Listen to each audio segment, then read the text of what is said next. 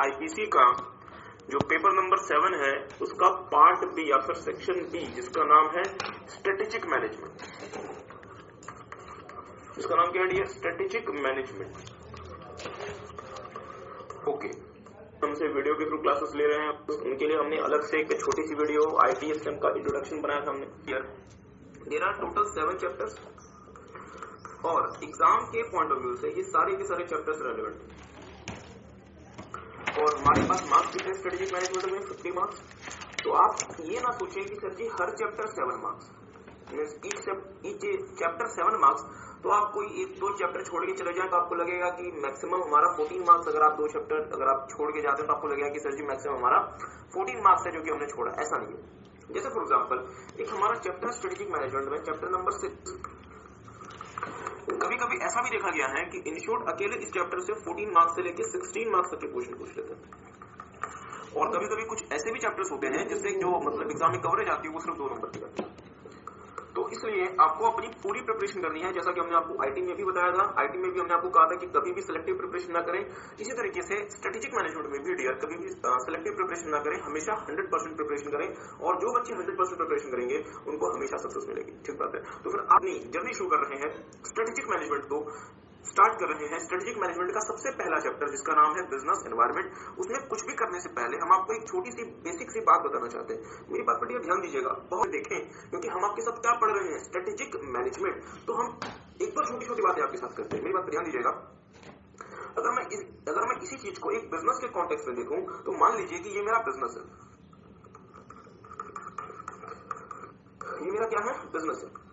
मुझे बताएंगे एक बात सोच के, क्या बिजनेस को कस्टमर की बात सुननी पड़ेगी और वही चीजें बना के सेल करनी पड़ेगी जो कस्टमर मुझसे डिमांड करता है? ओके, तो मुझे एक बात बताएंगे, कस्टमर मुझसे जो डिमांड करता है इसके लिए मैं रॉ मटेरियल किससे खरीदूंगा? सर सप्लायर से। तो मुझे सप्लायर की बात भी सुननी पड़ेगी। एग्री करते हैं?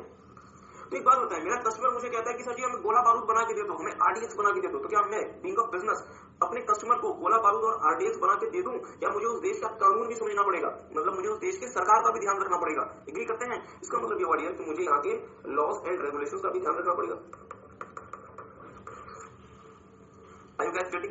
Okay, तो मैंने क्या देखा कि अगर मेरा बिजनेस है तो इसे अपने कस्टमर की बात सुननी होती है, इसे अपने सप्लायर की बात सुननी होती है, और इसे देश के लॉज एंड रेगुलेशंस का भी ध्यान रखना पड़ता है। और इन्हीं दायरों में रह के, बहुत ध्यान से मेरी बात को सुनिएगा, इन्हीं दायरों में रह के एक बिजनेस अपना काम कंटिन्यू करता है, एक बिजनेस अपना काम कर रहा होता है। एग्री करेंगे? तो मुझे बस सोच के बताएं, क्या मैं कह सकता हूँ कि ये जो मेरा बिजनेस है ये भी सर जी इन लोगों से घिरा हुआ है, इन लोगों से सराउंडेड है, जिसमें क्या क्या चीजें आ सकती हैं? कस्टमर्स आ सकते हैं, सप्लायर्स आ सकते हैं, लॉज एंड रेगुलेशंस आ सकते हैं, और ये सारी की सारी चीजें मिलके मेरे बिजनेस को इंपैक्ट करती है।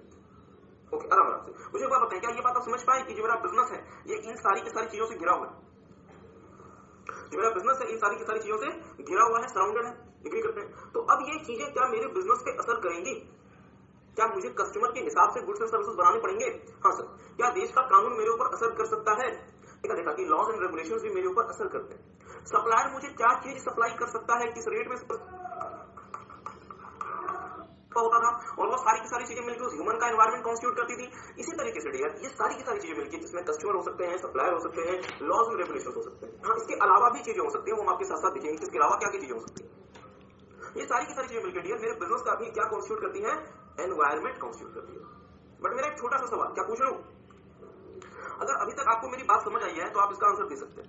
एक सवाल पूछ लूं, वीडियो वाले बच्चों पूछ लूं, मेरा आपसे सवाल यह है कि ये जो एनवायरनमेंट है ये नेचुरल एनवायरनमेंट है या बिजनेस एनवायरनमेंट है? सोच के बताइए ये एनवायरनमेंट कैसा है? मैंने कहा कि जो मेरा कंस्टिट्यूट करती है वातावरण को करता है, रॉ मटेरियल के लिए वो सप्लायर पे डिपेंड करता है।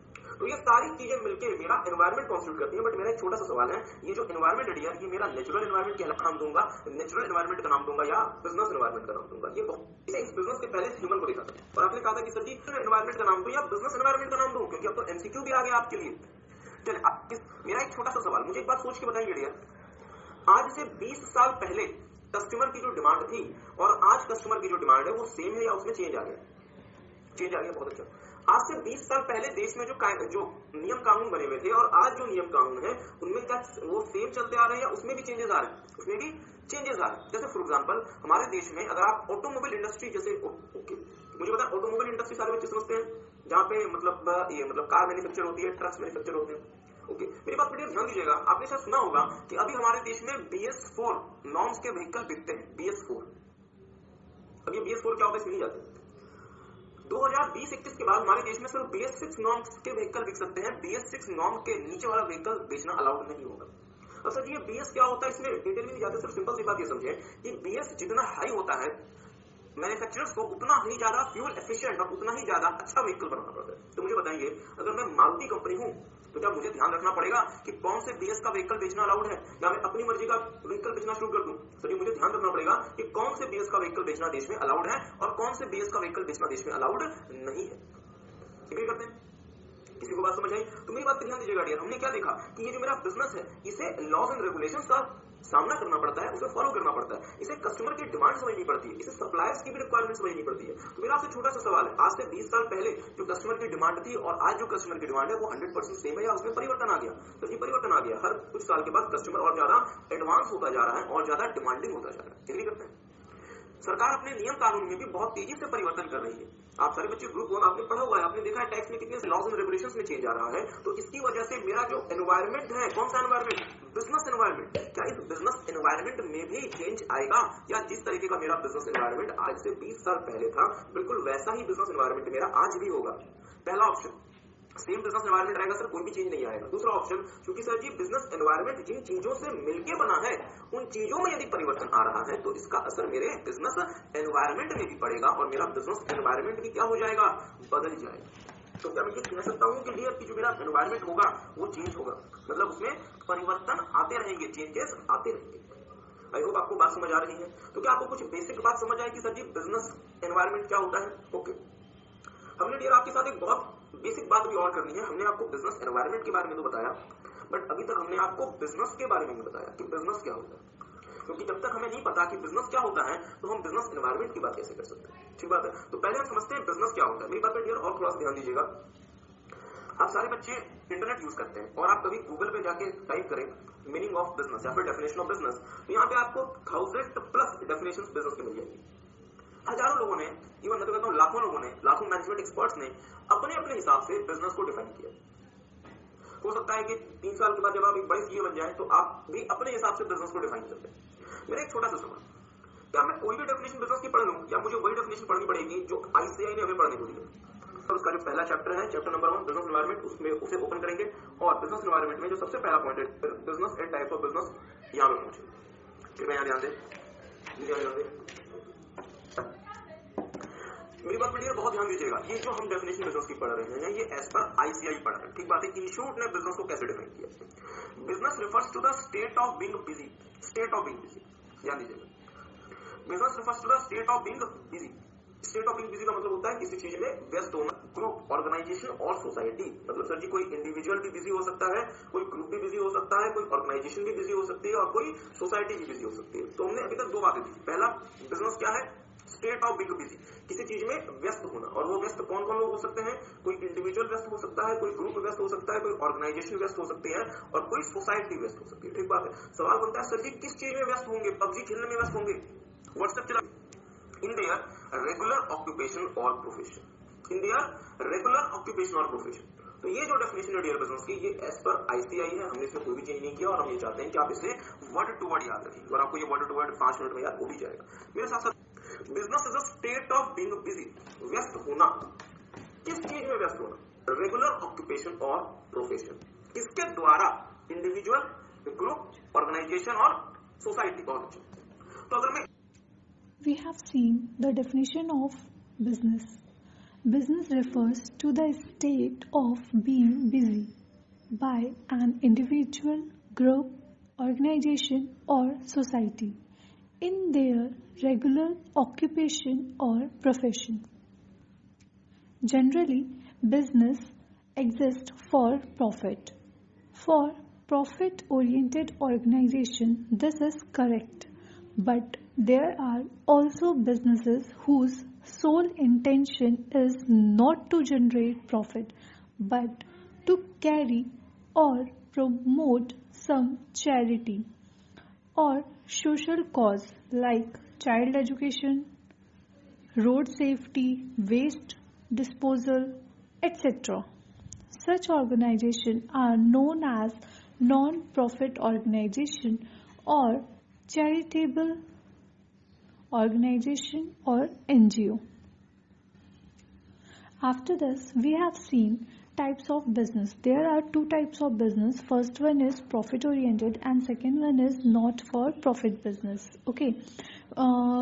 Profit oriented business, the business where main objective is making profit and all other objectives are secondary or ancillary in nature. And for non-profit organization, these are the businesses where main objective is not to make profit but to carry or promote some social or charitable causes. For example, ISKCON Foundation, Being Human, etc. Note: if nothing is mentioned, always consider business is for profit business.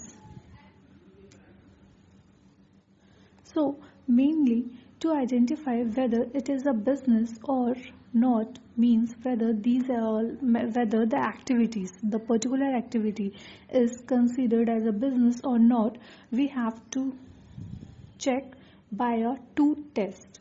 Test number 1 is being busy, that is being state of being busy. Test number 2 is whether the activity performed is a regular occupation or profession. मैं एक private business हूं और मैं profit कमाना चाहता हूं, but क्या मैं प्रॉफिट एज इट इज कमा लूं या सबसे पहले मुझे क्या देखना पड़ेगा? मेरा survival, then stability, then growth, then efficiency, only then I can earn profit. क्या मेरी बात से कोई एग्री करेगा? तो मुझे सोच के बताएंगे डियर, मेरा मेन ऑब्जेक्टिव क्या है? प्रॉफिटेबिलिटी। बट सर जी, इस प्रॉफिटेबिलिटी के लिए आपको 4 ऑब्जेक्टिव और साथ लेके चलने पड़ेंगे। क्या क्या? सर्वाइवल, स्टेबिलिटी, ग्रोथ और एफिशिएंसी। तो ये 4 ऑब्जेक्टिव्स आपके साथ में अननेसेसरली चल रहे हैं, क्योंकि जब तक आप ये पूरा नहीं करेंगे तब तक आप प्रॉफिट नहीं कमा सकते। जैसे फॉर एग्जांपल, आप जो बच्चे सीए कर रहे हैं, अल्टीमेट ऑब्जेक्टिव क्या है? बट आपको साथ में आर्टिकलशिप का ऑब्जेक्टिव भी लेके चलना पड़ेगा, साथ में आपको अपने एग्जाम्स को क्लियर करने का ऑब्जेक्टिव भी लेके चलना पड़ेगा। तो जब आपका ये सब कुछ होगा तो आप अल्टीमेटली क्या अचीव करेंगे? अपने सीए की डिग्री अचीव करेंगे। तो मुझे एक बार सोच के बताएं, यदि मैं एक बिजनेसमैन हूं तो मैं एक बार में सिंगल ऑब्जेक्टिव कैरी करता हूं या मल्टीपल ऑब्जेक्टिव कैरी करता हूं? सोच के बताएं। Multiple objective. बताएंगे, यदि मैं एक बिजनेसमैन हूं तो मैं एक बार में सिंगल ऑब्जेक्टिव को परस्यू कर रहा हूं या मैं एक बार में चाहे अनचाहे रूप से, भले मैं ना भी चाहूं, मैं मल्टीपल ऑब्जेक्टिव परस्यू करता हूं। सिंगल या मल्टीपल? मल्टीपल। कौन कौन से? हमारा अल्टीमेट ऑब्जेक्टिव क्या है? प्रॉफिटेबिलिटी। बट मैं प्रॉफिट में कब पहुंच पाऊंगा? जब मैं क्या इंश्योर करूं? Survival, stability, growth and efficiency. क्या मेरी बात किसी को समझ आई? आई होप आपको बात समझ आ रही है। ओके, तो मेरे साथ साथ देखेंगे डियर, एक काम करते हैं, एक बार स्टार्टिंग से एक बार सब कुछ देख लेते हैं दोबारा से। तो मुझे बताएं, जो हमने आपको नोटिंग करवाई थी, क्या आप सबने इसे नोट कर लिया था? चलिए, तो मेरे साथ साथ देखना शुरू करेंगे।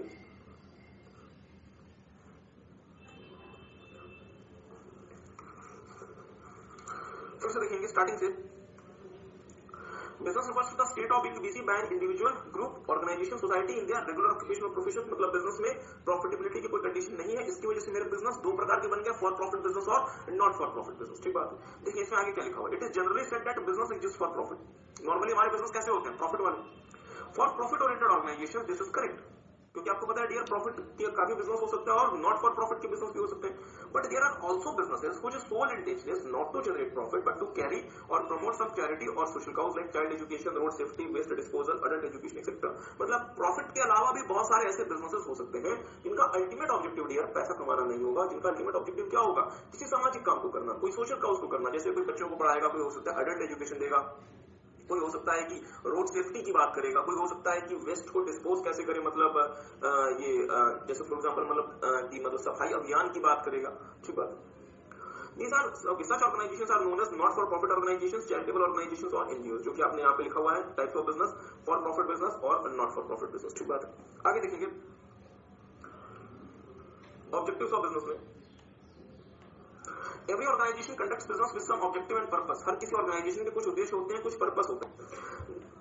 Though the topmost objective is profitability, ultimate objective क्या है हमारा? Profitability। But there are other objectives too। पर अगर आपको प्रॉफिट कमाना है डियर, तो आपको 4 और बातों का ध्यान रखना पड़ेगा। क्या क्या? Survival, stability, growth and efficiency. ठीक बात है।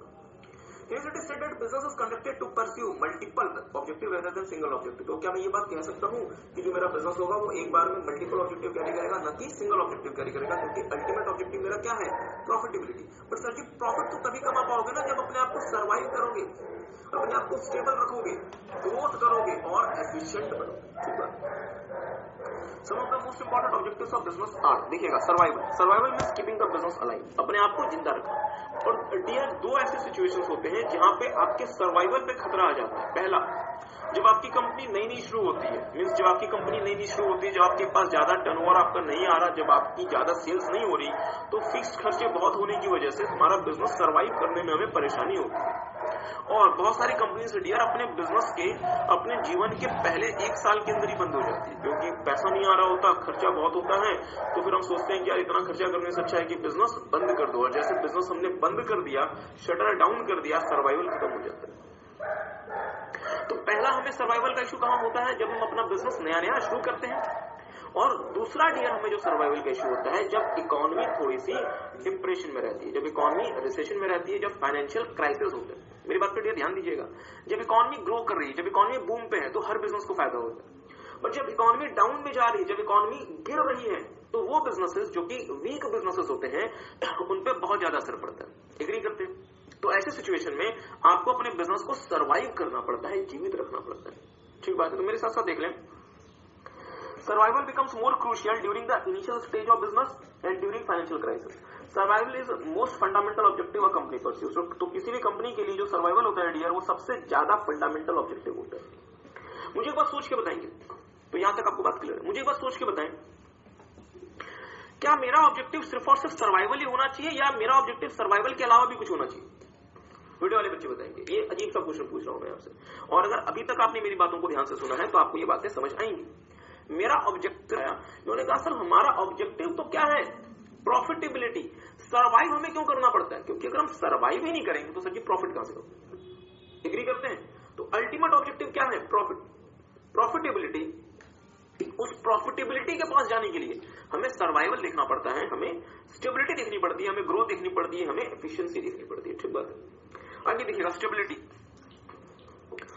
Entity can survive and grow only if it keeps itself stable from both internal and external factors. ध्यान दीजिएगा डियर, बहुत सारी चीजें आंतरिक रूप से भी बिजनेस के और बाहरी रूप से भी बिजनेस को असर करती है। जैसे फॉर एग्जांपल हमारे सीईओ की डेथ हो गई, अगला सीईओ कौन बनेगा? सीईओ का मतलब होता है चीफ एग्जीक्यूटिव ऑफिसर। अगला सीईओ कौन बनेगा? उस चक्कर में कंपनी में 6 महीने से झगड़ा चल रहा है, मैनेजर और वर्कर्स के बीच में बोनस को लेकर मारामारी हो गई, 6 महीने से स्ट्राइक है। तो ये हमारे बिजनेसेस को इंटरनल ऐसे फैक्टर्स हैं, इंटरनल जो कि हमारे बिजनेस पे असर कर रहे हैं। Only stable companies can grow and become successful. तो अगर आप स्टेबल हैं तो ही आप ग्रो कर सकते हैं, आप सक्सेसफुल हो सकते हैं। तीसरा देखिएगा dear, growth. A stable entity wants growth. Ultimately आपको क्या चाहिए? ग्रोथ। ग्रोथ में भी in terms of customer base, मतलब आपकी जो कस्टमर्स की संख्या बढ़ रही है, मार्केट शेयर, आपका मार्केट शेयर बढ़ रहा है, आपका सेल्स टर्नओवर बढ़ रहा है, आपकी प्रॉफिटेबिलिटी बढ़ रही है, आपकी एसेट की ओनरशिप बढ़ रही है। मतलब मेरा ग्रोथ किसमें हो सकती है? मेरे मार्केट शेयर में, मेरे कस्टमर बेस में, मेरी प्रॉफिटेबिलिटी में, मेरे सेल्स में, मेरे एसेट की ओनरशिप में। तो किसी चीज में भी ग्रोथ हो सकती है। मींस मुझे क्या चाहिए? ग्रोथ चाहिए। मेरी बात पर ध्यान दीजिए, अगर मैं ग्रोथ लेके नहीं आता तो मैं ब्रेक इवन में फंस सकता हूं, मैं प्रॉफिट की तरफ नहीं जाऊंगा, फिर मैं ब्रेक इवन में हो सकता है रुकूंगा। इसलिए मुझे ग्रोथ चाहिए ताकि मैं अल्टीमेटली प्रॉफिट कमा पाऊं, मुनाफा कमा पाऊं। एग्री करते हैं? एफिशिएंसी। एफिशिएंसी का मतलब क्या होता है? सारे के सारे रिसोर्सेज को बिना बर्बादी के इस्तेमाल करना, मोस्ट ऑप्टिमम वे में यूटिलाइज करना। देखेंगे, all resources are scarce and must utilise them in the most efficient way. सारे के सारे रिसोर्सेज स्केयर होते हैं, इकोनॉमिक्स में भी आपने पढ़ा था, और कंपनी को चाहिए कि जितना अच्छे से हो सके उन्हें इस्तेमाल करें। Efficiency increases productivity, reduces cost and provide competitiveness to the organisation. अब ये थोड़ा सा हाई लेवल का लैंग्वेज है, ध्यान दीजिएगा। Efficiency increases productivity. प्रोडक्टिविटी का मतलब होता है आउटपुट। अगर मैं बिना बर्बादी के अपने रिसोर्सेज को इस्तेमाल करता हूं तो मुझे आउटपुट अधिक मिलेगा। एग्री करते हैं? मान लीजिए मैं 2000 किलो इनपुट में 50% बर्बाद कर देता हूं तो मुझे आउटपुट कितना मिलेगा? सिर्फ 1000 किलो। बट यदि मैं 2000 किलो इनपुट में सिर्फ 10% बर्बाद करता हूं तो मुझे आउटपुट कितना मिलेगा? 1800 kg। तो मुझे बताएं, क्या मेरी प्रोडक्टिविटी बढ़ी? अगर मेरी प्रोडक्टिविटी बढ़ी, वेस्टेज कम हुआ, तो मेरा खर्चा भी क्या हो जाएगा? कम हो जाएगा। और तीसरा जो सबसे महत्वपूर्ण है dear, provides competitiveness to the organisation. अब देखिए डियर, ये इंस्टीट्यूट की लैंग्वेज और हम चाहते हैं आप ये लैंग्वेज समझें। कॉम्पिटिटिवनेस का मतलब क्या होता है? मुझे मुझे सोच के बताएं कि अभी जो आपने डिस्कशन हमारे साथ देखी थी, आपको ये बात पता है कि बिजनेस हमारा मोनोपोली सिचुएशन में काम करता है या कॉम्पिटिटिव सिचुएशन में काम करता है? सर जी, कॉम्पिटिटिव सिचुएशन में काम करता है। कॉम्पिटिटिव सिचुएशन का मतलब क्या हुआ? जहां पे आप इकलौते सेलर हैं या आपके अलावा भी बहुत सारे सेलर्स हैं, आपके अलावा भी बहुत सारे सेलर्स हैं, ठीक बात है।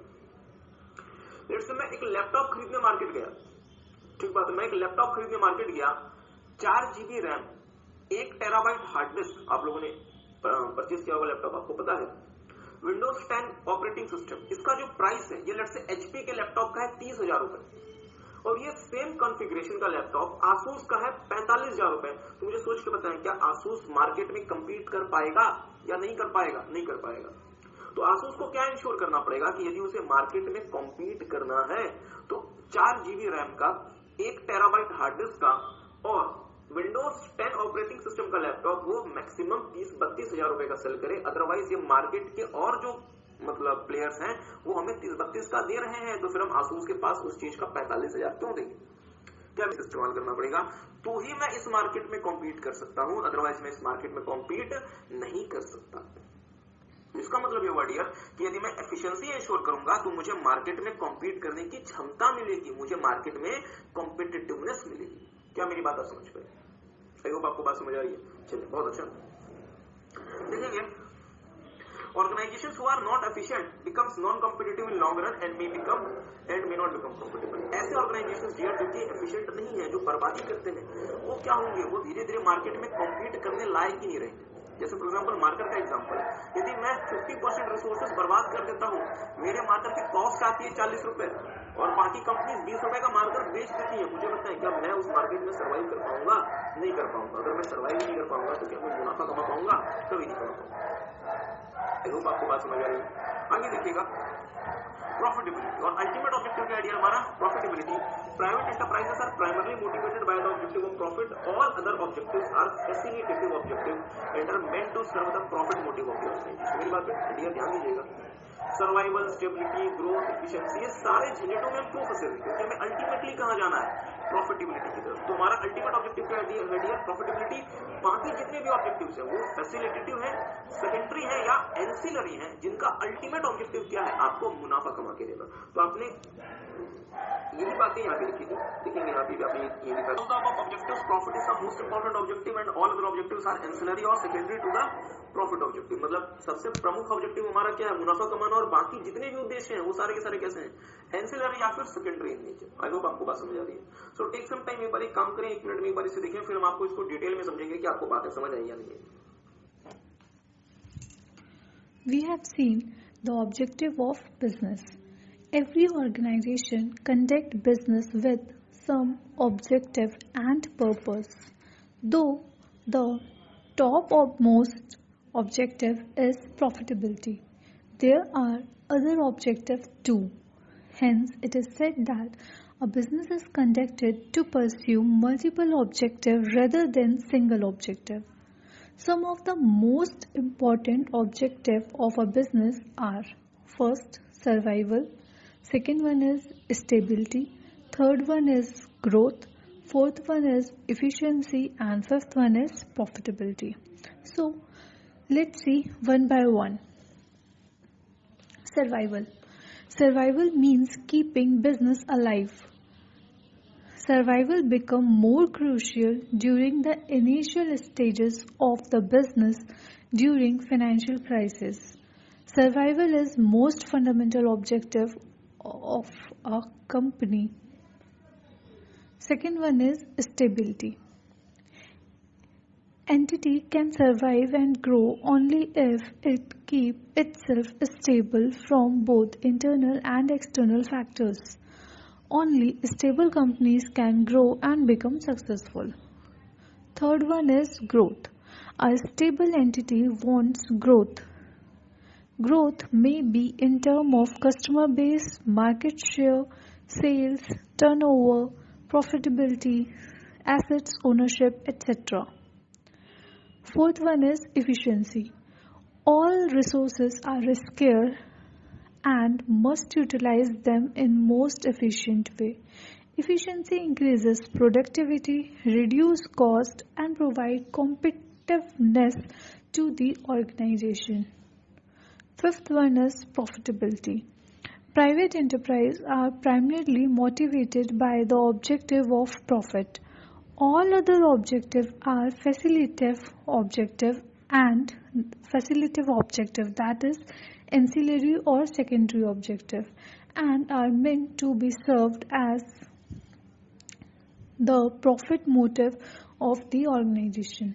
So, from all the above objective, profit is the most important objective and all other objectives are ancillary or secondary to the profit objective.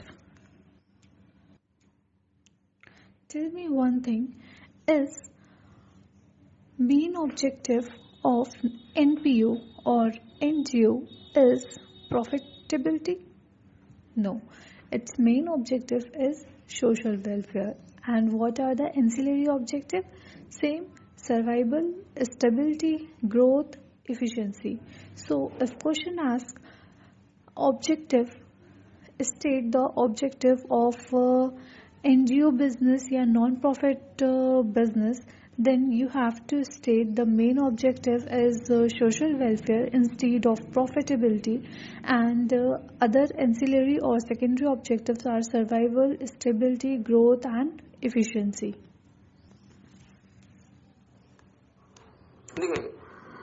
Business and objectives of business. Peter F. Drucker's conclusion about business or objective of business as per Peter F. Drucker. पहली बात जो Peter F. Drucker ने conclude की, he is Peter F. Drucker. The first thing about business is that it is created and managed by people.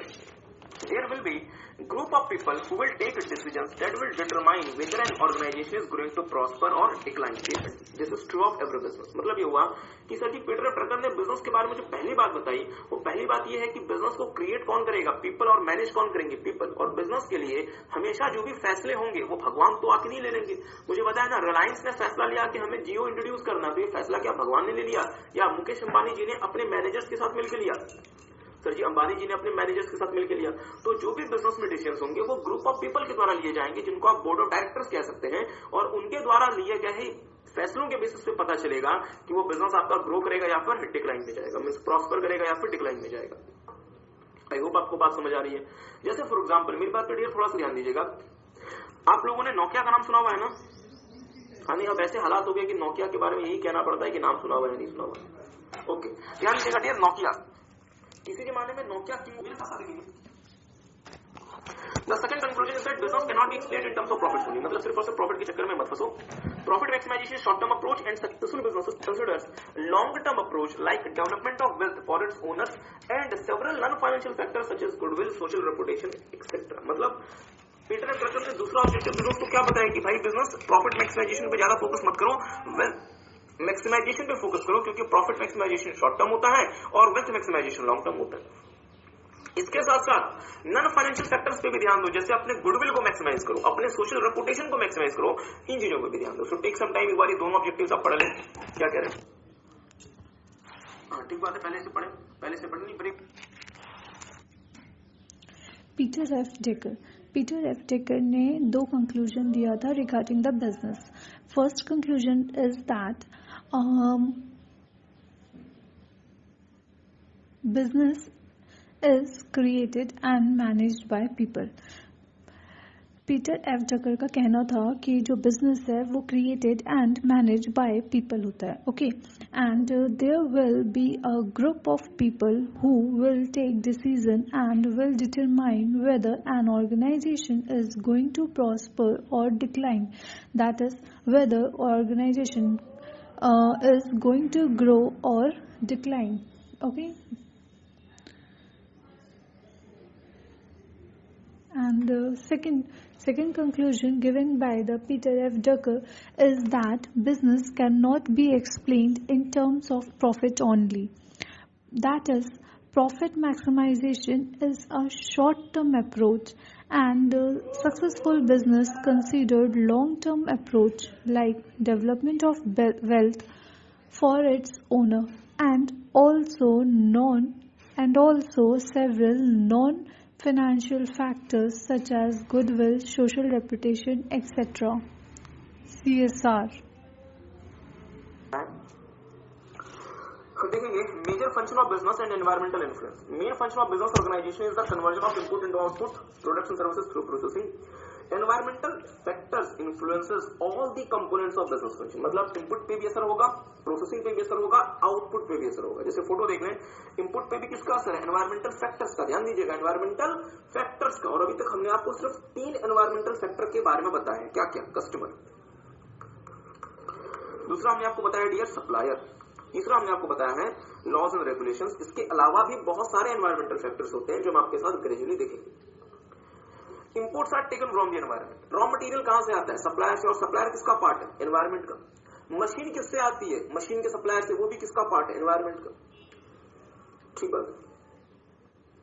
Then the products, then the produced output are also required to be sold to the environment. आपने goods को produce कर लिया, finish goods किसको बेचेंगे? Customer को। Customer किसका part है? Environment का। So we can see that environmental factors are influencing every aspect of the business. Environmental factors जो है वो business के हर aspect पे असर करते हैं. Hence, business organization should carefully manage both internal and external environment. ध्यान दीजिएगा। तो यहाँ पे 2 बातें आ गई साहब, एक है internal environment, एक है external environment। मतलब आपको ये पता चला कि environment को हम 2 पार्ट्स में क्लासिफाई कर सकते हैं, एक है internal environment, एक है external environment। वो मुद्दे वाली बात नहीं, अभी internal और external छोड़ दें। मुझे बताएं क्या इसके बाद की बातें समझ आई आपको? हम तो करके आउटपुट बनाना, इनपुट भी एनवायरमेंट देगा, प्रोसेसिंग के लिए सब कुछ एनवायरमेंट देगा, और आउटपुट जब बनके तैयार हो जाएगा वो भी किसको जाना है? एनवायरमेंट को। इसका मतलब ये हुआ कि इनपुट पे भी एनवायरमेंट का असर पड़ेगा, प्रोसेसिंग पे भी एनवायरमेंट का असर पड़ेगा, और आउटपुट पे भी एनवायरमेंट का असर पड़ेगा। इसलिए हमें अपने एनवायरमेंट को डियर बहुत केयरफुल तरीके से मैनेज करना पड़ेगा, अपने इंटरनल एनवायरमेंट को भी और अपने एक्सटर्नल एनवायरमेंट को भी। हाँ, इंटरनल क्या होता है, एक्सटर्नल क्या होता है, हम थोड़ी देर में आपके साथ देखेंगे। Environmental influences on the business means environment business में कैसे कैसे impact लाता है। देखो, business organization do not operate in isolation. Okay, business function within businesses function within a whole gambit of relevant environment. Means जो business है वो environment के इर्द गिर्द ही काम करता है, विद इन दी गैम्बिट या विद इन दी रेंज वो काम करता है। Okay, that is called business environment and have to constantly negotiate their way through it. As environment में चेंजेस होंगे, ठीक है, इंटरनल और एक्सटर्नल एनवायरमेंट में चेंजेस होंगे, तो बिजनेस को कंटिन्यूसली उस चेंजेस से निगोशिएट करना पड़ेगा। सो अभी तक हमने देखा कि जो बिजनेस ऑर्गेनाइजेशन है वो do not operates in isolation and businesses function within a whole gambit of the relevant environment called business environment and have to constantly negotiate their way through it. Usually, the success of business depends upon how well it interacts with its environment. Those business who remain passive to the environment and do not react to the change happening in the environment gradually fades away from the market, just like an Nokia. Nokia didn't adopt the change in technology as whole world was shifted from keypad phone to Android phone or touch screen phone, and at that time Nokia didn't adopt the technological changes. That's why it fades away from the market. Businesses organization must continuously scan their environment and adopt themselves according to the environment. Environment is a sum of external and internal forces that affect functioning of entity. So, अभी तक हमने देखा कि business organization do not operate or function in isolation, but they are surrounded by a lot of factors, both internal and external factors, and these factors continues in environment called business environment. Business organizations should continuously scan or monitor their business environment to draw input. Input बोले तो information for decision making and strategy formulation.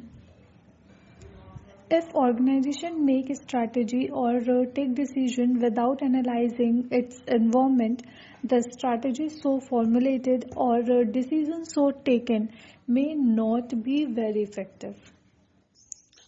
Environmental scanning. पहले से लिख रहे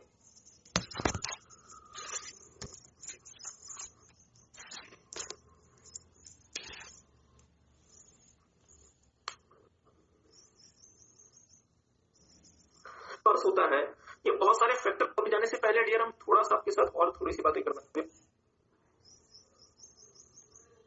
okay, तो I hope आप सबने से लिख लिया पहले। इसमें जाने से पहले डियर हम थोड़ा सा आपके साथ और थोड़ी सी बातें करना चाहते हैं, मेरी बात ध्यान दीजिएगा। तो डियर हमने आपके साथ ये देखा कि ये जो हमारा बिजनेस होता है ये बहुत सारे फैक्टर से घिरा होता है। कुछ फैक्टर्स इसके करीब होते हैं जो मिलके इंटरनल एनवायरनमेंट बनाते हैं। ठीक बात है, जो मिलके इंटरनल एनवायरनमेंट बनाते हैं, ध्यान दीजिएगा, जो मिलके इंटरनल एनवायरनमेंट बनाते हैं मतलब मेरे अंदर की क्षमता। कुछ फैक्टर्स जो मुझसे दूर होते हैं वो आपस में मिलकर डियर मेरे लिए एक्सटर्नल एनवायरनमेंट बनाते हैं। अब बहुत ध्यान से मेरी बात को सुनिएगा डियर, बहुत ध्यान से मेरी बात को सुनिएगा। ये जितने भी एनवायरनमेंट के फैक्टर्स हैं, ये जितने भी एनवायरनमेंट के फैक्टर्स हैं, ये कैसे हैं? मतलब जो स्टैटिक रहते हैं या जो डायनेमिक है, जो चेंज होते रहते हैं, जो चेंज होते रहते हैं। मींस एनवायरनमेंट मेरा कैसा होता है, स्टैटिक या डायनेमिक? डायनेमिक। ठीक बात। मुझे बात सोच के बताएंगे, मैंने देखा कि मेरे इंप्लॉइज की क्षमता कैसी है, साथ में अमेरिका का राष्ट्रपति कौन है, मेरे इंप्लॉइज की क्षमता का भी मेरे बिजनेस पे असर पड़ता है, और अमेरिका के राष्ट्रपति कौन है, भारत के प्रधानमंत्री कौन है, इसका भी मेरे बिजनेस पे असर पड़ता है। तो मुझे पता है एनवायरनमेंट मेरा कोई आसान चीज है या इसमें बहुत सारी चीजें हैं, बहुत सारी चीजें हैं, बहुत सारे फैक्टर्स हैं। ये सारे के सारे फैक्टर्स मिलकर मेरे एनवायरनमेंट को क्या बनाते हैं डियर? कॉम्प्लेक्स बनाते हैं। मतलब एनवायरनमेंट को का एनालिसिस करना, एनवायरनमेंट को समझना इतना आसान नहीं है, क्योंकि एनवायरनमेंट में बहुत सारे फैक्टर्स हैं और इन फैक्टर्स की वजह से मेरा एनवायरनमेंट क्या हो जाता है डियर? कॉम्प्लेक्स। क्या मेरी बात समझ पाए? यदि एनवायरनमेंट की अंडरस्टैंडिंग इतनी आसान होती तो क्या आपको लगता है Nokia, blackberry, Hindustan Motors, HMT जैसी इतनी बड़ी बड़ी कंपनीज मार्केट से खत्म हो जाती? कभी नहीं। चलिए ना उनकी बात छोड़ दें, एक छोटी सी बात हम आपको बताते हैं। गूगल कंपनी बहुत बड़ी कंपनी है, गूगल का एलो एक का मतलब जैसे फॉर एग्जांपल व्हाट्सएप है, वैसे गूगल का एलो था। गूगल का एलो मार्केट से मत पिट गया व्हाट्सएप की वजह से, क्योंकि गूगल का एलो जो है वो एनवायरनमेंट के हिसाब से उस तरीके से अपने आप को मॉडिफाई नहीं कर पाया जिस तरीके से व्हाट्सएप ने कर दिया। एक छोटी कंपनी होने के बाद व्हाट्सएप, ये गलत बात है कि व्हाट्सएप और फेसबुक का हिस्सा है, बट गूगल तो दुनिया की तीसरी चौथी सबसे बड़ी कंपनी। इसके बाद गूगल को अपना एलो बंद करना पड़ा, गूगल को अपना गूगल प्लस बंद करना पड़ा, बट फेसबुक कितनी छोटी कंपनी से कितना आगे चला गया। एग्री करते हैं? इसका मतलब क्या हुआ? बड़ी से बड़ी कंपनीज भी एनवायरनमेंट के एनालिसिस में कभी कभी मात खा जाती हैं। वो नहीं समझ पाती कि एनवायरनमेंट मेरा कैसे मॉडिफाई होगा, कहाँ मतलब किस तरीके से इसमें चेंज आएगा। मुझे बताया ना, किसको पता था मोदी जी रात को 8 बजे आएंगे, नोट बैन कर देंगे? किसी को नहीं पता था। किसको पता था कि सरकार जो है वो इतने समय से जो जीएसटी हमारे देश में अटका हुआ था, किसको पता था कि इतनी जल्दी जीएसटी आ जाएगा? किसी को नहीं पता था। मींस एनवायरनमेंट हमारा बहुत ज्यादा कॉम्प्लेक्स होता है। क्या मेरी बात आप समझ पाए? ठीक बात है, मेरी बात पर ध्यान दीजिएगा। लेट्स से सरकार ने एक फैसला लिया और सरकार ने कहा कि हम डीजल और पेट्रोल में क्लियर मल्टी फैसिलिटी। कैसा हो सकता है? मल्टी फैसिलिटी मतलब अलग अलग लोगों के लिए अलग अलग तरीके से अपीयर हो सकता है। Environment is a multifaceted, that is अलग अलग लोगों के लिए अलग अलग तरीके से अपीयर हो सकता है। that is किसी के लिए थ्रेट होता है तो किसी के लिए अपॉर्चुनिटी होता है। और मुझे एक बात और सोच के बताएंगे, एनवायरनमेंट का यदि मैं सही प्रकार से एनालिसिस कर लेता हूँ, सही प्रकार से यदि मैं एनवायरनमेंट को समझ लेता हूँ तो मुझे इसका लॉन्ग टर्म तक फायदा होता है। जैसे फॉर एग्जाम्पल सैमसंग सेलफोन कौन जानता था? सैमसंग को कोई नहीं जानता था। उन्होंने सही फैसला लिया, एनवायरनमेंट को सही तरीके से कंसिडर किया, एंड्रॉइड को अपना लिया और सैमसंग दुनिया का नंबर 1 स्मार्टफोन ब्रांड बन गया। ऑन द अदर हैंड यदि आप एनवायरनमेंट को सही तरीके से नहीं समझ पाते तो इसका लॉन्ग टर्म तक आपको कंसिक्वेंस भुगतना पड़ता है और हो सकता है कि आप मार्केट से बाहर हो जाए। जैसे नोकिया ने उस समय फैसला ले लिया होता है कि नहीं सर जी हम विंडोज के चक्कर में नहीं फंसेंगे, हम लुमिया फोन में नहीं जाएंगे, हम एंड्रॉइड अपनाएंगे, तो आज नोकिया नंबर 1 ब्रांड होता है। इसका मतलब क्या हुआ? एनवायरनमेंट का डियर फार रीचिंग इंपैक्ट होता है। क्या मेरी बात किसी को समझ है? मतलब हमने आपके साथ 4 बातें की एनवायरनमेंट के बारे में। क्या क्या होता है? इसमें बहुत सारे फैक्टर्स होते हैं, जो फैक्टर्स परिवर्तित होते रहते हैं। हाँ, उन फैक्टर्स को भी हम आपके साथ देखेंगे। दूसरा, एनवायरनमेंट मेरा कॉम्प्लेक्स होता है, चूंकि डियर बहुत सारे फैक्टर्स हैं, वो आपस में परिवर्तित हो रहे हैं, तो ये सारे के सारे कुछ मिलकर एनवायरमेंट को मेरे लिए क्या बना देते हैं, कॉम्प्लेक्स बना देते हैं। तीसरा, एनवायरमेंट मल्टीफेसेटेड होता है। एनवायरमेंट में होने वाले परिवर्तन किसी कंपनी के लिए अपॉर्चुनिटी हो सकते हैं, किसी दूसरी कंपनी के लिए थ्रेट हो सकते हैं। और चौथा, एनवायरमेंट का फार रीचिंग इम्पैक्ट होता है। तो डियर ये चार कहलाते हैं एनवायरमेंट की कैरेक्टरिस्टिक्स पे काम करेंगे, अपनी बुक ओपन करेंगे और मेरे साथ साथ इस बुक के पन्ने आगे पलटेंगे। कैरेक्टरिस्टिक्स ऑफ बिजनेस एनवायरमेंट जो अगले पेज में आपको मिल जाएगा, कैरेक्टरिस्टिक्स ऑफ बिजनेस एनवायरमेंट। और एक काम करेंगे, मेरे साथ साथ एक बार इसे देखेंगे। Characteristics of business environment, decision making process of the organisation gets directly influenced by the characteristics of business environment. इसमें नहीं आते। Business environment exhibits many characteristics of them. Business environment की कुछ कैरेक्टरिस्टिक्स क्या क्या है? पहला, environment is complex. Environment consist number of factors both internal and external which makes environment complex to understand in totality. मतलब क्या हुआ कि एनवायरमेंट में बहुत सारे फैक्टर्स होते हैं सर जी, इंटरनल नेचर के भी, एक्सटर्नल नेचर के भी, और वो सारे के सारे फैक्टर्स मिलकर एनवायरमेंट को पूरे तरीके से समझना बहुत ज्यादा मुश्किल बना देते हैं। दूसरा, एनवायरमेंट इज डायनामिक। एनवायरमेंट में बहुत सारे फैक्टर्स हैं जो कि कंटीन्यूअसली बदलते रहते हैं। यदि एनवायरमेंट के फैक्टर्स ही बदलते रहेंगे तो इसका इंपैक्ट क्या होगा कि मेरा एनवायरमेंट ही बदल जाएगा। तो देखेंगे, as environment is set of various factors which are changing continuously and it makes the environment dynamic. Environment is not static but it keeps on changing. मतलब environment के फैक्टर्स में परिवर्तन होता रहता है, जिसकी वजह से जो मेरा एनवायरमेंट है वो डायनेमिक बन गया है, वो स्टैटिक नहीं रहा, वो परिवर्तित होता रहता है। तीसरा, environment is multifaceted. The same change in the environment may be viewed differently by the different organizations. Environment में एक ही प्रकार का चेंज आया है, जैसे सरकार ने डीजल व्हीकल बैन कर दिया, पर सर जी किसी के लिए ये अपॉर्चुनिटी है, किसी दूसरे के लिए थ्रेट है। मतलब एक ही परिवर्तन एनवायरमेंट में अलग अलग लोगों के लिए अलग अलग तरीके से अपीयर होता है।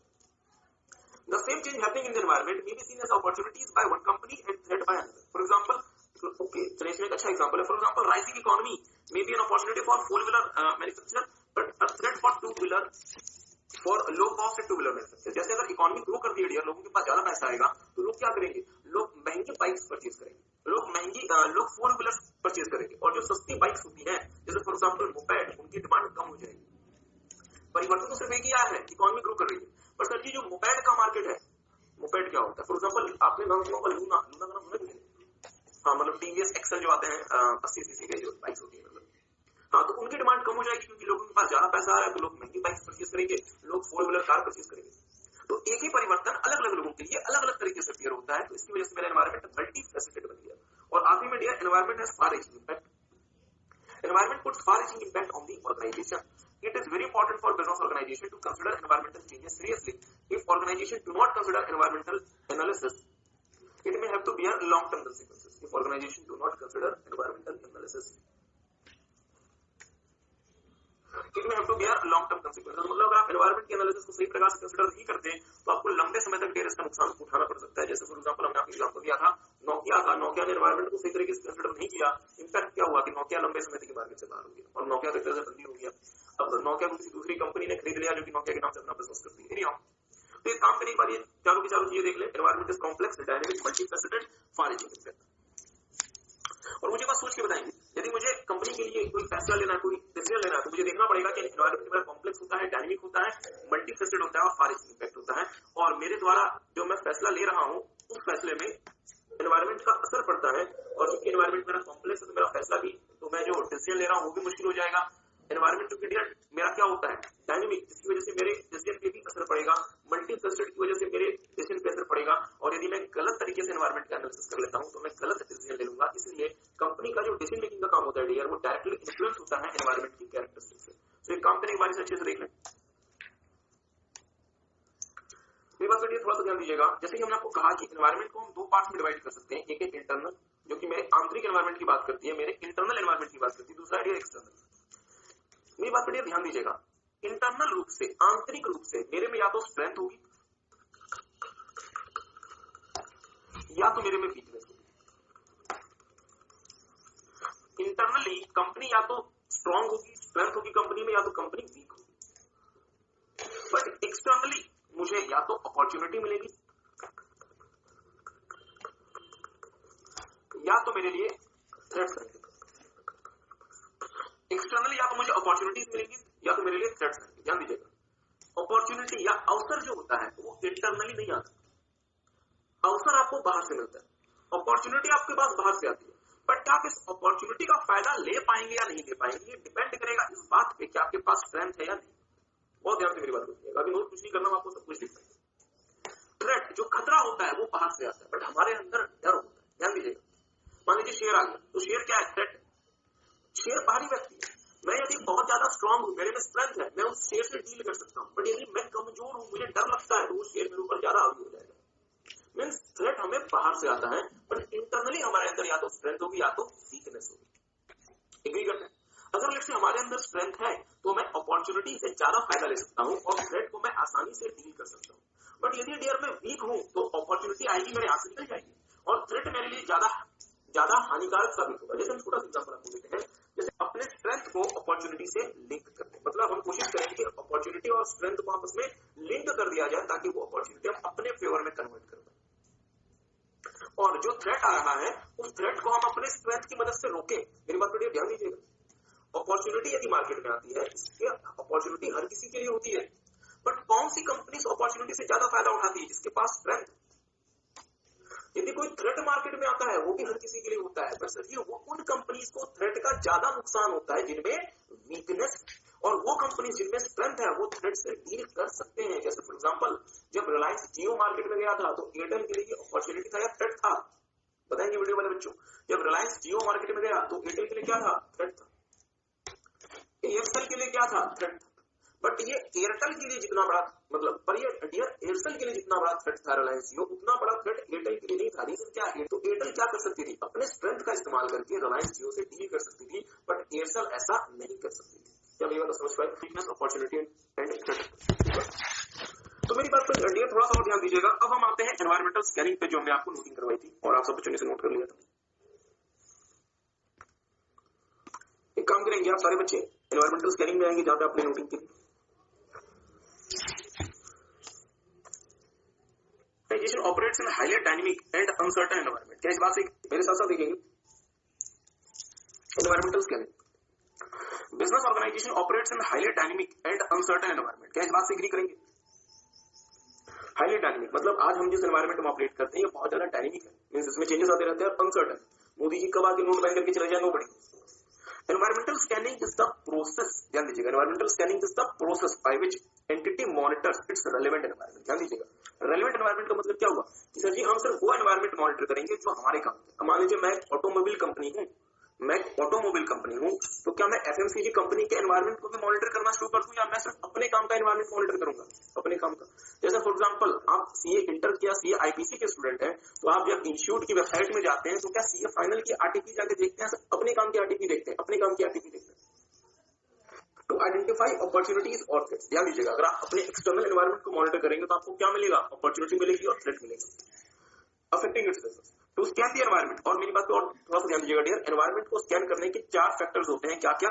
Event, trends, issues and expectations. इसी ऑर्डर में आपको याद करना है। एनवायरनमेंट को स्कैन करने के हमारे 4 फैक्टर्स होते हैं, event, trends, issues and expectations. Event क्या होता है? एन इवेंट बेसिकली एनवायरनमेंट में होने वाले चेंजेस है, या फिर जो भी कुछ एनवायरनमेंट में हो रहा है डियर, वो इवेंट कहलाता है।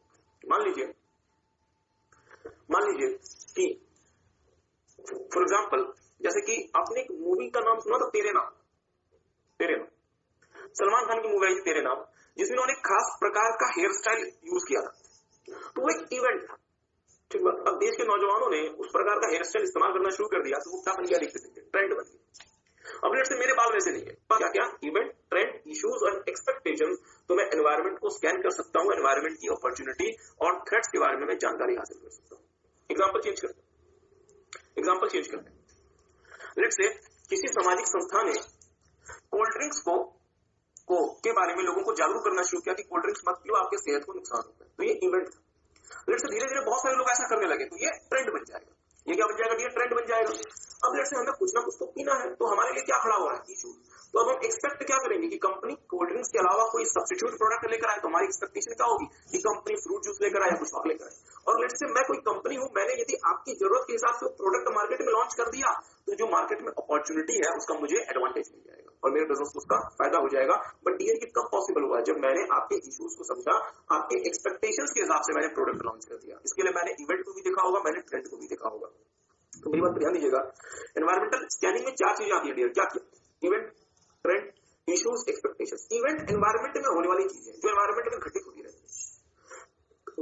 जब बहुत सारे इवेंट्स एक तरीके के बहुत सारे इवेंट्स होने लगेंगे, तो वो धीरे धीरे ट्रेंड बन जाएंगे। जैसे फॉर एग्जांपल, एक ऑर्गेनाइजेशन ने कहा कि भाई कोल्ड ड्रिंक्स मत पियो, ऐसा देखते देखते हर किसी ने ये कहना शुरू कर दिया, तो ये ट्रेंड बन गया। अब जब कुछ ट्रेंड बन जाएगा तो फिर उससे इश्यूज होने शुरू हो जाएंगे और लोगों की एक्सपेक्टेशंस होंगी। यदि आपने वो एक्सपेक्टेशंस मीट कर दी डियर, आपका काम बन जाएगा। दूसरा देखेंगे trend. If similar events occur on regular basis, यदि एक ही प्रकार के इवेंट्स बार बार अकर हो रहे हैं, ये ट्रेंड बन सकते हैं। जैसे फॉर एग्जांपल अगर एक खास प्रकार का हेयर स्टाइल हर कोई फॉलो करने लगे, वो ट्रेंड बन जाएगा। हर कोई यदि बोलने लगे कि कोल्ड ड्रिंक सेहत के लिए हानिकारक है, वो ट्रेंड बन जाएगा। ठीक है। Trend is the grouping of similar और रिलेटेड इवेंट्स। तो ये ध्यान से देखने वाली बात है। ट्रेंड क्या आइडिया? ग्रुपिंग ऑफ सिमिलर और रिलेटेड इवेंट्स। तो ये एमसीक्यू में पूछा जा सकता है। जब बहुत सारे रिलेटेड इवेंट एक साथ आ जाएंगे, वो ट्रेंड में कन्वर्ट हो जाएंगे। Example, trend towards a particular fashion etcetera. Organisation must try to identify emerging trends. Organisation को क्या कोशिश करनी चाहिए कि इमर्जिंग ट्रेंड्स को आइडेंटिफाई करे, ताकि ऑर्गेनाइजेशन ऐसी स्ट्रेटेजी बनाए डियर, ताकि वो उस ट्रेंड का ऑर्गेनाइजेशन को बेनिफिट हो सके। तो मेरी बात पर ध्यान दीजिएगा, कोई ट्रेंड इमर्ज हो रहा है तो वो हमारे लिए अपॉर्चुनिटी है। तो हमें क्या कोशिश करनी चाहिए कि हम अपने स्ट्रेंथ का इस्तेमाल करके उस अपॉर्चुनिटी को अपने फेवर में कन्वर्ट करें। मींस हम एक ऐसा प्लान बनाए, हम एक ऐसी स्ट्रेटेजी बनाए कि हम उस ट्रेंड का, उस अपॉर्चुनिटी का अपने स्ट्रेंथ को इस्तेमाल करके अपने फेवर में कन्वर्जन करें। क्या मेरी बात किसी को समझ आई? मेरी बात बढ़िया ध्यान दीजिएगा। अगर आपको नहीं पता अपॉर्चुनिटी कब आएगी, कब चली जाएगी, तो अपॉर्चुनिटी आएगी, चली जाएगी, आप कुछ नहीं कर पाएंगे। आपका स्ट्रेंथ आपके पास धरा का धरा रह जाएगा, आपकी स्ट्रेंथ आपके पास धरी की धरी रह जाएगी। अपॉर्चुनिटी आगे निकल ना जाए, इसलिए आपको एनवायरमेंट को कॉन्टिन्यूस बेसिस पे स्कैन करते रहना चाहिए। जैसे कोई नया ट्रेंड आया, ये अपॉर्चुनिटी आपके लिए हो सकता है, तो आप उस अपॉर्चुनिटी को आइडेंटिफाई करें, अपने स्ट्रेंथ का इस्तेमाल करें और उस अपॉर्चुनिटी से कुछ अपना फायदा निकालें। कुछ ऐसा प्लान बनाए, कुछ ऐसी स्ट्रेटेजी बनाए कि आपकी जो स्ट्रेंथ है उस अपॉर्चुनिटी के साथ लिंक हो जाए और आपको उसका फायदा पहुंचे। किसी को बात समझ आ रही है? ओके, आगे देखिएगा। Trend follows event. तो ये भी अगेन एमसीक्यू के लिए इंपॉर्टेंट है। ट्रेंड फॉलोज इवेंट का मतलब ये होता है कि पहले इवेंट होगा और इवेंट के बाद ट्रेंड होगा। ध्यान दीजिएगा, पहले इवेंट होगा, अगर वो इवेंट उस तरीके के बहुत सारे इवेंट होने लगे तो वो ट्रेंड में चेंज हो जाता है। पहले इवेंट होता है, देन ट्रेंड होता है। तीसरा देखिएगा, इश्यूज। इफ इवेंट और trend causes any concern for any party, it में बिकम एन इशू। अगर इवेंट या ट्रेंड की वजह से किसी भी व्यक्ति के लिए कोई परेशानी खड़ी होती है, उसके लिए इशू बन जाता है और उन पार्टीज को क्या चाहिए कि उन इश्यूज को रिजॉल्व किया जाए। जैसे फॉर एग्जांपल मान लीजिए इलेक्ट्रॉनिक पेमेंट का ट्रेंड आ गया, तो अगर मेरे पास इलेक्ट्रॉनिक पेमेंट का मैकेनिज्म नहीं है, मेरे लिए इशू है, मैं क्या चाहूंगा कि मेरी कंपनी कुछ ऐसा बना दे कि मैं सिक्योर तरीके से, आसानी से, सस्ते रेट में इलेक्ट्रॉनिक पेमेंट कर सकूं। तो अगर कंपनी को ये बातें समझ आ रही है तो कंपनी क्या करेगी, एक ऐसा मैकेनिज्म लेकर आएगी जिससे आप इलेक्ट्रॉनिक पेमेंट कर सकते हैं। जैसे for example Paytm, PhonePe, Airtel payment bank, Vodafone, M Pesa etcetera. ठीक बात है। देखिएगा, expectation. All parties facing an issue expects the organization to come up with a product or service that is solution to resolve the issue. Means जो भी लोग issue face कर रहे हैं वो चाहते हैं कि कंपनी कुछ ऐसा प्रोड्यूस करके लेकर आए जिससे हमारे जो इश्यूज हैं वो खत्म हो सके, हमारे इश्यूज दूर हो सके, हमारे इश्यूज रिजॉल्व हो सके। तो हमारी एक्सपेक्टेशन क्या है कि कंपनी कुछ ऐसा लेकर आओ ताकि हमारे इश्यूज रिजॉल्व हो सके। सो टेक सम टाइम पर देख लें।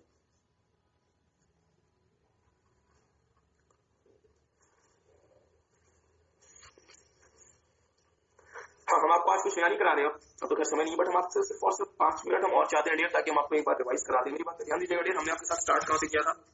हमने आपके साथ डियर स्टार्ट किया था बिजनेस से। और मुझे बताएं बिजनेस का मतलब क्या था? जल्दी जल्दी, बिजनेस का मतलब क्या था? State of being busy by individual, group, organisation, society, regular occupation, profession. Business में दो ही कंडीशंस हैं, एक है डियर बिजी होना और दूसरा रेगुलरिटी। प्रॉफिटेबिलिटी की कोई भी कंडीशन नहीं है। इसकी वजह से मेरे बिजनेस कितने प्रकार के हो गए? 2 प्रकार के, for profit, not for profit. चुप बात है। फॉर प्रॉफिट बिजनेस का मेन ऑब्जेक्टिव क्या है? प्रॉफिटेबिलिटी। बट इसके लिए हमें 4 और ऑब्जेक्टिव देखने। क्या क्या? Survival, stability, growth, efficiency. Not for profit business का मेन ऑब्जेक्टिव क्या है? Social welfare. बट इसके लिए आपको क्या देखना है? Survival, efficiency, survival, stability, growth, efficiency. बहुत अच्छा। पीटर एफ ड्रकर ने बिजनेस के बारे में 2 बातें की। क्या क्या? हाँ, बहुत सही। पहला, created and managed by people, there will be group of people who will take decisions on behalf of the business that will determine whether an organisation is going to prosper और डिक्लाइन। दूसरा, business can not be explained in terms of profits only, क्योंकि profit हमारा short term approach होता है और businesses को long term approach जैसे maximisation of wealth for the owners देखना चाहिए, और साथ में नॉन फाइनेंशियल फैक्टर जैसे गुडविल, सोशल रेपुटेशन एक्सेट्रा, इनको देखना चाहिए। बहुत अच्छा। Okay, wealth maximisation. इसके बाद हमने आपके साथ देखा था डियर बिजनेस एनवायरनमेंट की कैरेक्टरिस्टिक्स। तो हमने देखा था बिजनेस एनवायरनमेंट की 4 कैरेक्टरिस्टिक्स होती हैं। पहला, एनवायरनमेंट हमारा डायनेमिक होता है, क्योंकि एनवायरनमेंट में बहुत सारे फैक्टर्स होते हैं और ये फैक्टर्स आपस में बदलते रहते हैं, जिसकी वजह से मेरा जो एनवायरनमेंट है वो स्टैटिक नहीं रह के चेंज होता रहता है। मींस एनवायरनमेंट मेरा डायनेमिक बन गया। दूसरा, एनवायरनमेंट मेरा कॉम्प्लेक्स होता है। एनवायरनमेंट में डियर बहुत सारे फैक्टर्स होते हैं जिनको एक साथ समझना बहुत ज्यादा मुश्किल है, बहुत ज्यादा कॉम्प्लिकेटेड है। एनवायरनमेंट मेरा मल्टीफेस्टेड होता है। मल्टीफेस्टेड का मतलब होता है कि यदि एनवायरनमेंट में कोई परिवर्तन आता है तो सेम चेंज किसी व्यक्ति के लिए अपॉर्चुनिटी बन सकता है, किसी दूसरे व्यक्ति के लिए थ्रेट बन सकता है। मींस मल्टीफेस्टेड। और फाइनली एनवायरनमेंट मेरा फार रीचिंग इम्पैक्ट का होता है। यदि आपने एनवायरनमेंट का एनालिसिस सही प्रकार से नहीं किया तो आपकी कंपनी को लॉन्ग टर्म तक इसका खामियाजा भुगतना पड़ेगा, और यदि आपने एनवायरनमेंट का एनालिसिस सही प्रकार से कर लिया तो आपकी कंपनी लंबे समय तक इसका एडवांटेज ले सकती है। फार रीचिंग इम्पैक्ट। आई होप आपको बात समझ आ रही है। हम इंटरनल एनवायरनमेंट के एनालिसिस से हम आइडेंटिफाई कर सकते हैं हमारे पास स्ट्रेंथ क्या है, हमारे पास वीकनेसेस क्या है, और एक्सटर्नल एनवायरनमेंट के एनालिसिस से हमें पता चलता है हमारे लिए अपॉर्चुनिटीज क्या और हमारे लिए थ्रेट्स क्या है। ठीक बात है। ओके, थोड़ा सा और ध्यान दीजिएगा मेरे साथ साथ। फिर हमने आपके साथ देखा था एनवायरमेंटल स्कैनिंग। एनवायरमेंटल स्कैनिंग वो मैकेनिज्म होता है जिसके थ्रू कंपनी अपने रेलेवेंट एनवायरनमेंट को मॉनिटर करती है ताकि उस एनवायरनमेंट में से हम मतलब अपने लिए फायदा निकाल सके। एनवायरमेंटल स्कैनिंग 4 फैक्टर्स के बेसिस पे होती है और ये फैक्टर्स आपको सीरियल वाइज याद होने चाहिए। क्या क्या वो फैक्टर्स थे? सबसे पहला क्या था dear? Events. Events are the happening in the environment of the organisation. मतलब हमारे देखिए अब रोज देश में कितना कुछ हो रहा होता है, तो वो क्या है? बेसिकली इवेंट है। बट क्या सारे के सारे इवेंट ट्रेंड बन जाते हैं? नहीं, कुछ इवेंट पावरफुल होते हैं और वो इवेंट लगातार होते रहते हैं, तो ऐसे इवेंट ट्रेंड में चेंज हो जाते हैं। और ट्रेंड में जैसे कोई इवेंट बदल जाएगा, कुछ लोगों के लिए इश्यूज खड़े होंगे, और जैसे इनके लिए इश्यूज खड़े होंगे, इनकी कुछ एक्सपेक्टेशन होगी कंपनी से। तो यदि कंपनी ने इनके इश्यूज को समझ के इनके एक्सपेक्टेशन के हिसाब से प्रोडक्ट या सर्विस लॉन्च कर दिया, तो इसका एडवांटेज क्या होगा कि जो मार्केट आपका बन रहा है वो पूरा का पूरा मार्केट आपके पास आ जाएगा। आई होप आपको बात समझ आई। एक और एग्जांपल लेते हैं। मान लीजिए सीट बेल्ट।